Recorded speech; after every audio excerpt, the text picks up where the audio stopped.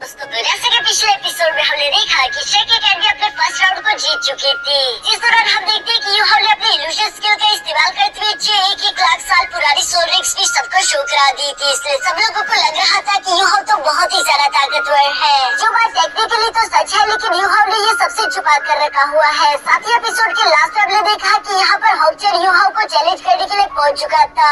वो यूहाओ से कहता है कि मेरा नाम याद रखना क्योंकि मैं तुम्हें हराने वाला हूँ, जो सुनकर यूहाओ भी उसके फाइट चैलेंज को एक्सेप्ट कर लेता है। अब आगे नेक्स्ट एपिसोड की शुरुआत यहाँ सल्लुवा सिटी के फाइटिंग अरीना से होती है, जहाँ पर हम देखते हैं कि यूहाओ अपनी टीम को लेकर वहाँ पर पहुँच चुका था। दूसरी तरफ शेकी कैंडी के खिलाफ एक और टीम भी अरीना की तरफ आ रही थी, लेकिन यहाँ पर मौजूद सारी की सारी ऑडियंस अभी भी शेकी कैंडी का नाम चिल्ला रही है, जबकि यूहाओ यहाँ पर अपने ओपिनियंस को देखते हुए याद करता है कि यहाँ आने से पहले मिज़याबी ने लोग है कि शायद मुझे लगता है कि मिज़याबी नहीं चाहती कि हम बाकी के वॉरियर्स को फाइट करता हुआ देखे। मिस्टर बीबी भी अपने दोस्तों को समझाते हुए कहता है कि शायद मिज़याबी को यही लगता है कि अगर हमें मालूम हो गया कि हमारे दुश्मन हमसे ज्यादा ताकतवर है, इससे हमारा कॉन्फिडेंस ब्रेक हो जाएगा। लेकिन फिर भी हम जानना चाहते हैं कि आखिर बाकी के वॉरियर्स कितने ज्यादा पावरफुल होंगे।